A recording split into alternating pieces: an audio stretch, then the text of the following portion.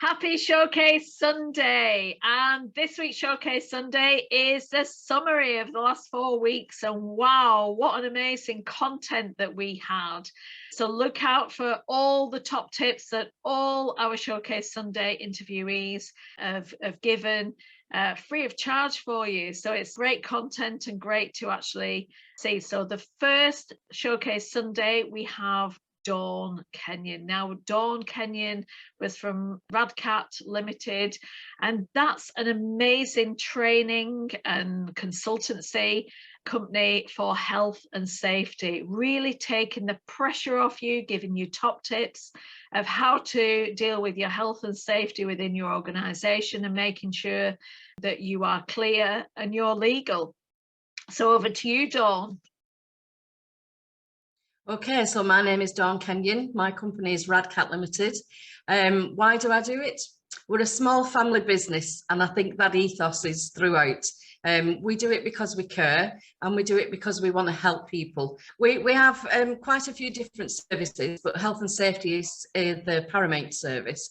So health and safety consultants and trainers, but we also do HR, we do data protection, GDPR, and also we look at dangerous goods and chemicals. So there's quite a lot of us, really. And where are you based? We're based in Wigan, but we do service the whole of the nation, and we're also international as well. We have clients over Dublin, Cork, so yeah, we've actually branched out slightly. So, as always for my Showcase Sundays, I always ask our guest experts, what are the top 5 tips that you can offer to the industry? Don't try and do everything at once. Don't try and understand things that are complicated. Please ask for help, because risk assessments can be sometimes. It's about understanding them and understanding what your responsibility is. That's the main thing. We've all got a duty occur to ourselves, but we've also got a duty occur to others. So if we have to do it slowly and offer support in the meantime, then please don't do anything too complicated and don't rush into it. And I think also communication is a massive one. You know, if there is somebody struggling, then communicate or put notices up or send emails with little helpful tips and hints and things. Quite often we get asked what a toolbox talk is. A toolbox talk is 10, maybe 15 minutes on a regular occasion, just going over a few bits and pieces, like, you know, making sure people are aware of the manual handling lifting technique. You know, it's just worth a refresher, a reminder every now and again. So I think those are our top tips, and seek help. Don't you know, we always say to our clients, if you've got a question, please ask it, because you might think it's too silly, but we might think it's imperative that you know the answer to that. So yeah, no questions. No, I've always said no questions too silly, because if you don't know the answer and it's a life and death situation, that's not funny at all, is it? And this is where health and safety becomes that critical and crucial. And I do think you're right. I mean, small bite-sized chunks, and I know a lot of general managers will be shouting at the screen now saying, well, you know, I can't remember how to do the lift on the manual handling, Alison. You know, how can I keep these toolbox chats? Well, get the experts in. Absolutely, yeah. To train you as well as the team. Yes, and that's something that Radcat do. We don't go in, put everything in place and then go away. We don't do that. We go in, we help and support. We help you to put things in place. We go away, but we're at the end of the phone if you need us. You know, we don't just do that at all. I realise that other people go in and give you a leather-bound health and safety file with lots of risk assessments and method statements, and then they say, right, thanks a lot, see you, bye. No, we don't do that. I like to go back after a while, and I like my risk assessments to be torn, dirty.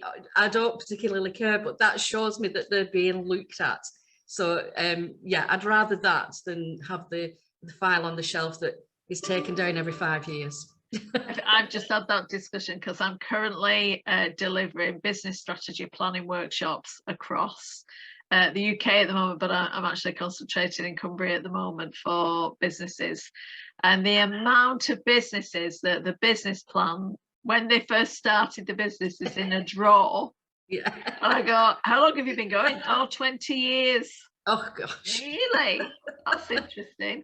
And health and safety risk assessments are exactly the same. They're a live document, like a business plan. They've got to be on display. They've got to be used. They've got to be implemented and constantly reviewed and evaluated. And I just, you know, I just think, goodness me. And, you know, and it's because of the lack of understanding, lack of knowledge. And that's what I love about what you do, because you want them to understand. You want to have the live document. You want them to actually practice what they learn and preach, etc. I think it's got to be a team effort, Alison, isn't it? Because I can run rings around people and I know the regs inside out. I can do that side of it. But you are the ones who are doing the operation side of it. And it's about getting those two people together to be able to cover everything. So I need guidance from them as well as they possibly need some guidance from me, so that we can lock the two knowledge bases together. And then obviously the management strategy will appear from that. Thank you very much, Dawn. That was amazing, amazing content and cracking top tips. Now, the next Showcase Sunday came from Kim Brough. She is actually my social media manager for AJ Lakes. She is the singing VA, and she talks about social media and using virtual assistants as a service. And there's so many out there who can help and support you in your business. And she actually gives you some top tips to help you get organized and help you to take control of your business and your life. So over to you, Kim. Yeah, so my name's Kim. I am a virtual assistant based in West Cumbria. I basically help small businesses do what needs to be done for them to get on with the work that they really like doing and what they set up to do. I've had a good few years of experience doing things like marketing, PR support. I was also the Deputy Chief Executive for a national charity for a few years and did the marketing for them too. And I kind of discovered early on that I really enjoyed the admin side of things and found that other people didn't so much. So when I got the opportunity to go freelance and set up doing that as a main career, I jumped for it. I thought it would be a great thing to try, and it's worked out really well. So I set up my own business about, well, almost exactly 3 years ago now, 1st of February.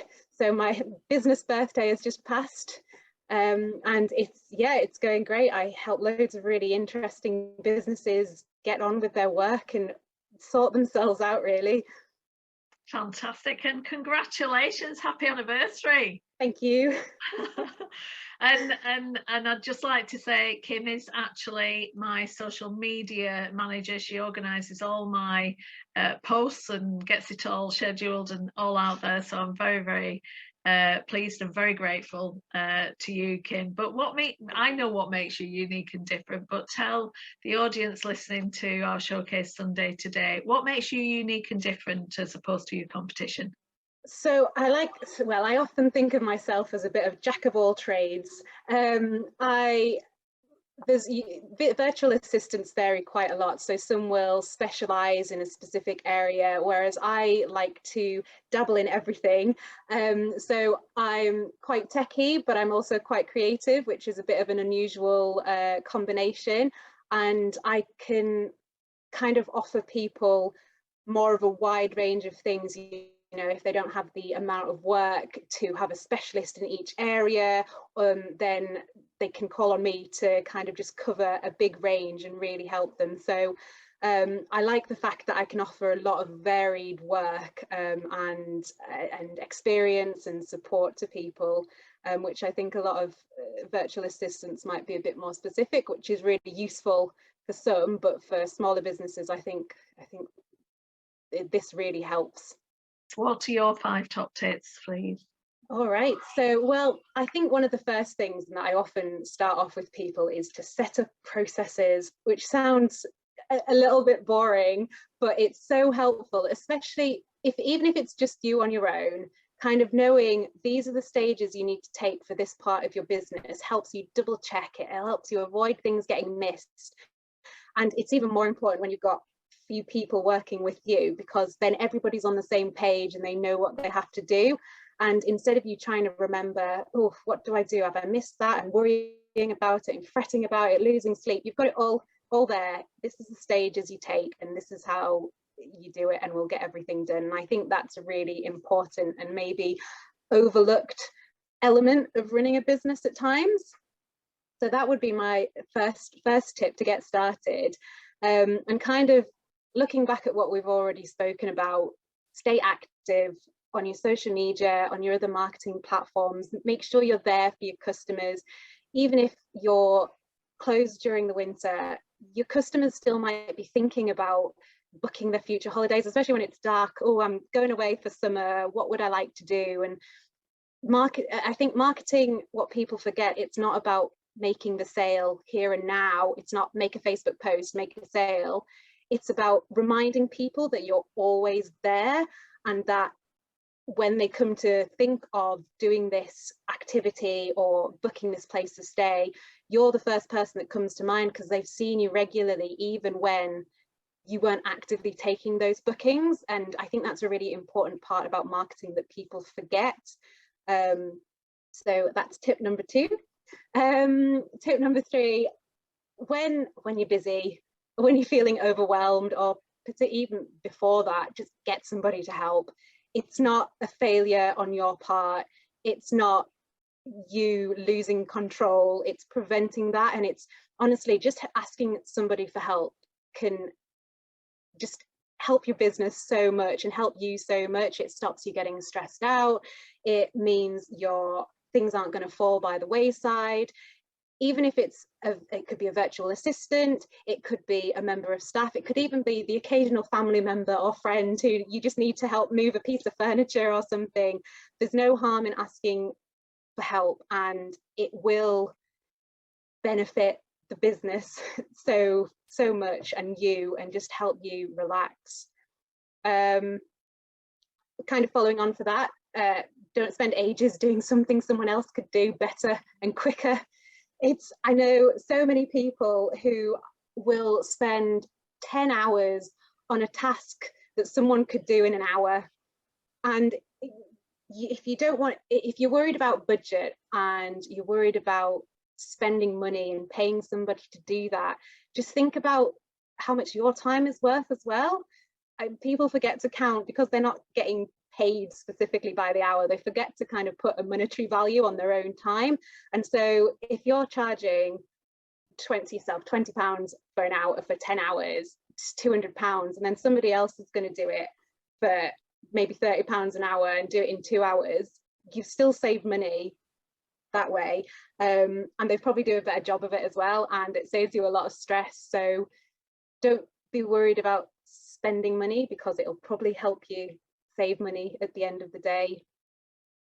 And I think that's 4, is it? And 5, I think you'll like this one, Alison, is to set boundaries and expectations.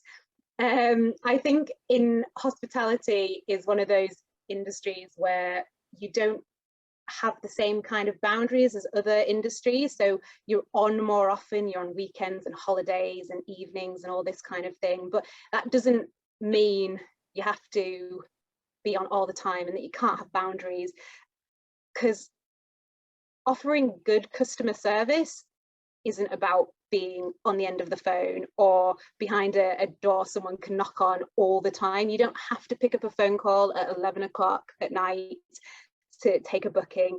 You don't have to say yes to everything your guest asks for. Make sure that what you're doing is still, you're doing it because you enjoy it, and that you can continue doing it because you're setting those boundaries.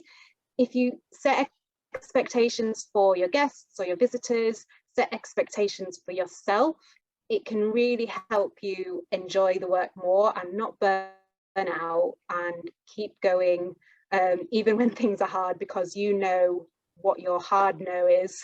Like, don't call me at 11 o'clock. Well, you call me at 11 o'clock, I just won't be picking up the phone. I'll get back to you tomorrow. That's still great customer service, it's just remembering that as well, and looking after yourself and your own business as well as your guests and visitors. Thank you very much, Kim. That was amazing. So much content there. And my goodness, how to be able to organize your life and your business all under one roof in those 5 top tips. But outsourcing, using people who are experts in their field to be able to manage and support you. Something that could take you 3 hours takes them 5 minutes. Why not do it? It's just absolutely fantastic.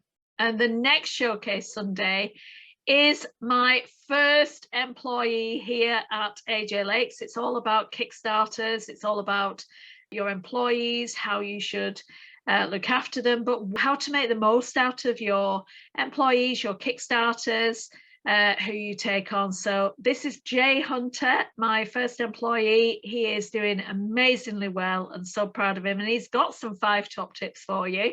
So over to you, Jay.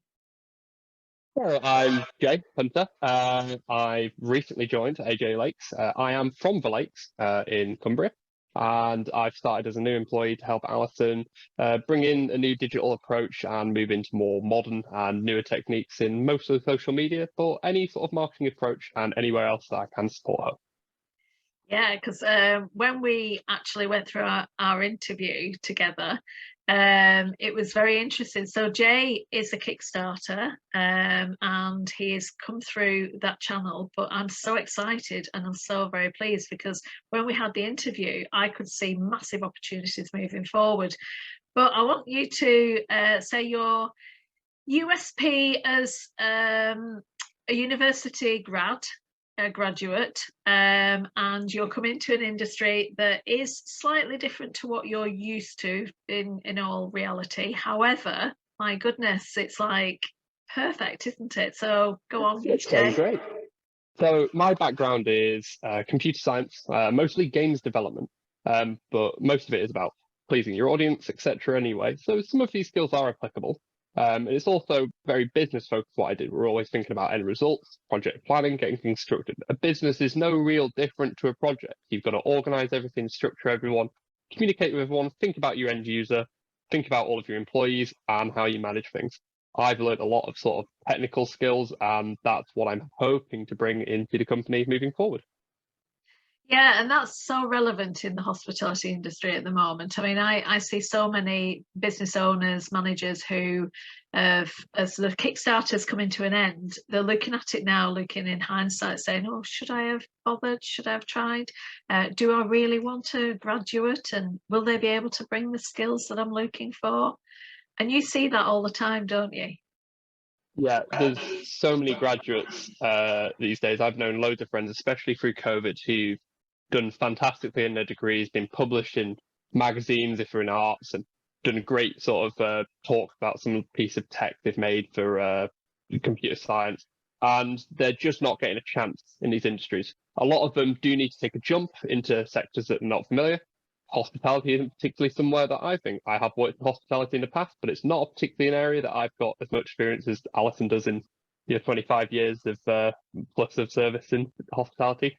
But a lot of graduates have skills that can be transferable, and in my opinion, they are very quick to learn new things. So taking a chance on new people with these skills can be very beneficial. What are the 5 top tips that you would say to any business owner or manager now? To business owners who are looking to hire people who've been through education, and for everyone, I'd say you need to think both about what and who you're hiring. So where will you be in 5 years, and where would you like to take an employee in 5 years? What skills would you like to see them develop in your business, and how will they be contributing to you, and what do you think they need to learn? So coming on to my second skill is, what have they learned in the past, and what could they learn with you? So how did they approach learning? University often teaches you how to self-teach and how to do that. It's probably the most important thing about university. It's not really relevant what you learn. It's more about that sort of HE6 level of education and applying your ability to analyze what you learn, structure your own, and create your own argument. With this knowledge, what can they learn? There might be ClickFunnels that I'm learning for Alison at the moment. I've never approached this. It's a very what you see is what you get website builder, but it's allowing me to implement something that's beneficial to the business. And because of my skills in web development, I can transfer that quite quickly, pick it up, and save a lot of time that Alison would have been using on herself, and I can apply that and free up that time. The other thing is, what is the workflow going to be? Most people I know don't know what they're going to be doing. What's the 9-5 of your job? You might post a job advert that has extremely vague terms saying you need to be organized, you need to do this, you need to have skills in this, this, and this. But what am I going to do? I've approached a lot of jobs where I'm reading and it's like, they've asked for a bunch of skills, but what do you want me to do? On a 9-5, what is my regular task? So obviously that brings to another point, communication. How will you be communicating? Are you communicating once a week and expecting to get everything you assign done? Or are you communicating on a daily basis, weekly basis, monthly basis? It's important to know what you're doing, assign the project management, structure it, communicate regularly, and break down any tasks. And giving people what we discuss between us as a default task. So my default task is ClickFunnels. I, with ADHD, procrastinate a lot. So I like to have a separate task that when I get bored out of my mind at something, or it annoys me, I can go, I'll put that down for half an hour. I'll focus on something else. That way I'm always adding something. And most importantly, I think for a lot of people that have graduated and just everyone in general, how will you support me? Where will I be developed? And what training and support will I have moving forward? How often can I access you? Is there any way that I can't speak to you or any times? And if I reach out to you, what's the best channels? Bring back to communication. It's so important to be able to have that sort of rapport and collaboration more than anything. And ultimately, again, back to one of my earlier points, take a chance on most people, employees. Most people are willing to learn and improve if you offer the proper support. That's brilliant. Thanks, Jay. Incredible interview and great content there, and so much to learn from our teams, so much to learn from our employees, and how to save time, money, but also how to develop them even further. And it's just incredible to see his development over the weeks since we interviewed as well. So thank you very much, Jay. And the next Showcase Sunday was when you're exhibiting, how to take control, how to actually make the most of exhibiting your business, your brand, and showcase it. And this is James Tasker from the Lakes Hospitality Show, which I exhibited 10 days ago. And he gave some amazing top tips, which helped and supported you and actually showcase what you should do prior to the event, during and after the event. So over to you, James. My name is James Tasker. I'm one of the directors of the Lakes Hospitality Association, which is has been running now for, well, if we exclude the last 2 years of a blip, this will be the 45th, but should have been the 47th trade show. So long established. And I'm also a business owner and director of the Lamplighter Dining Rooms in Windermere. Fantastic. So what makes the LHA unique and different? Obviously, I'm a little bit biased because I'm an exhibitor myself to the show and have been visitor over the years as well. I mean, the very fact that it's sort of the largest show in the area for the hospitality sector, which is such a massive part of our local economy. Again, the fact that year on year the show has continued to grow and offer the opportunity under one roof. We're in excess of 140 businesses that are exhibiting this year, that are all heavily pertinent to the hospitality industry, and have something to offer, especially after that sort of 2-year hiatus of a lack of face-to-face interaction, and they've not been sat there twiddling their thumbs. They've evolved their products, they've evolved their offering, and it's an opportunity to see what they've been up to, and have that, well, if you're anything like me, that much craved face-to-face interaction. I'm a firm believer that that's the best way to do business, and I'm very sure I'm not alone. Yeah, definitely. And it is fascinating because when I'm at the show, I see colleagues from all over the country. So people actually come up from London, they come up from the southeast, southwest, and also from Scotland. The amount I saw from Scotland a couple of years ago was fantastic, and it's great to see. Yeah, I mean, just from an exhibitor standpoint, you've got multinational global companies there sat alongside well established national companies, and you've got the fabulous companies that we've got on our doorsteps as well. So phenomenally diverse, and equally for the visitors as well. The venue, Junction 36, is so well serviced. It's so central. To get down from the borders, the North Lakes, South Lakes, Lancashire, over from Yorkshire, it's there, and it's got the infrastructure to be able to cope with the volume of visitors, well, even in excess of what we've had in previous years. So the scope to continue to grow, as we have continued to, is there, which is fabulous. It's those masterclasses. Massively. Yeah, brilliant. Now, as always, I always ask my people, my interviewees who come on to the Showcase Sunday, what are your top 5 tips, James, for the LHA show? Ooh, well, again, it depends from what angle you're looking at it. From an exhibitor angle, my top tip would be you need to do your groundwork now. In fact, you should have probably been doing it as we've been advising you on the mail shots now for a number of weeks. I personally believe that the greatest benefits of attending the show is the saving in man hours of making all of those cold calls, driving all over the county and further afield to attend all of those meetings. Arrange them all under one roof. Yeah. And that in itself will pay for the stand. So be proactive, arrange those meetings, get those visitors in, do your mail shots out and your advertising through your social media channels. Again, we're going full guns doing it, but if 140 of the exhibitors do it as well, that's double, and on top of that. Equally as well, for exhibitors, there will always be a percentage. You've got to be proactive. People aren't going to just come in and even though we've brought them there, and just give you their business. You've got to give them a reason. You've got to stand out. You've got to not be sat on your chair behind your stand and expect somebody to come over and ask them to explain your business to them. It's your chance to sell. We're putting them in front of you. It's down to you to actually convert that and to make it as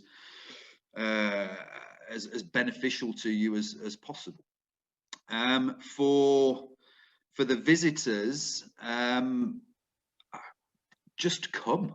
You will take something away. I guarantee you, whatever that may be, it will be worth a few hours of your time to come and see us and see the exhibitors, or attend the masterclasses, or bump into somebody that you've not seen before, or to bump into that person that you've been trying to track down for ages and they're stood there in front of you. Again, for visitors, probably wouldn't arrive at 10 o'clock on the first day. If it was me, I would hold off until a little bit later on in the afternoon, and or until the second day.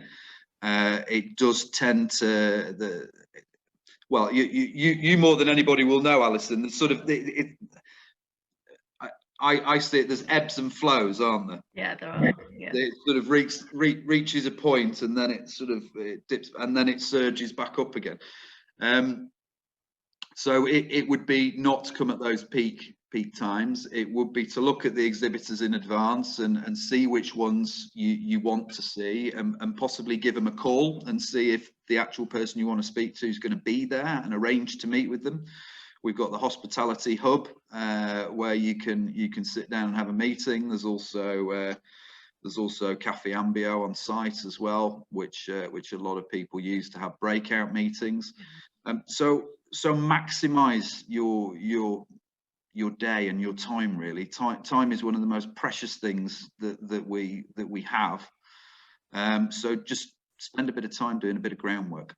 Yeah, and I think if you've got a very clear goal, what you want to achieve, you're more likely to achieve it if you focus on it, and that's the key, isn't it? And you do see, you know, if there is a stand where it's absolutely rammed, come back to it. You don't have to just, you know, waste half an hour waiting to get to that person. Just go around and see other people and then come back to it, and always make that highlight. The person that you want to see on the stand, if there is a specific product, again, it's a great opportunity to see somebody with more of their wares than they can carry around to a meeting with you. Yeah. That they'll have everything laid out. So if there is a particular item, ask them if they can just bring it with them, and they'll be more than happy to. And then you can see it directly. It's just, again, those little things about maximizing its benefits to you and that all important time.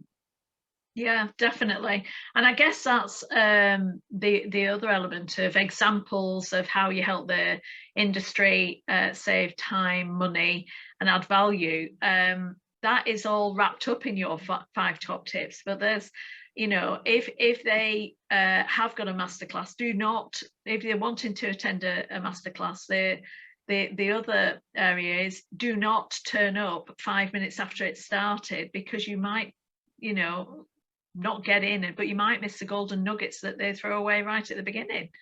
Absolutely. The only other, yes, definitely that, but equally the guys that are doing the masterclasses, they will be wandering around the show as well.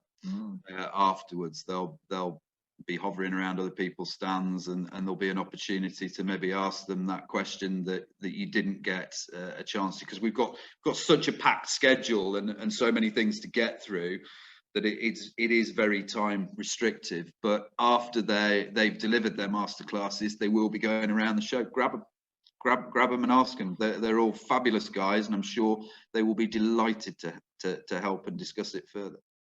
Wow, thank you, James. Absolutely brilliant. And he's actually brought some superstars to the table as well. It was great to see people like Jean-Christophe Novelli. It was great to see Irini, who won MasterChef. It's superb to have her on the stand. Great to see our local MP, Tim Farron, joining us, and so many more people who came to the show. It was great to reconnect and actually catch up with a lot of customers, a lot of colleagues, a lot of suppliers who are doing amazingly well at the moment. And thank you, James, for your top tips. Incredible. Great show, and looking forward to it again next year. And if you want to book, remember what he said. You could book now for your space. Certainly get in there while you can. So thank you very much, everybody, for joining us on AJ Lake's #Showcase Sunday, summarising the last 4 weeks. So thank you very much for joining us. Take care. Bye-bye. Have a great Sunday. Bye-bye.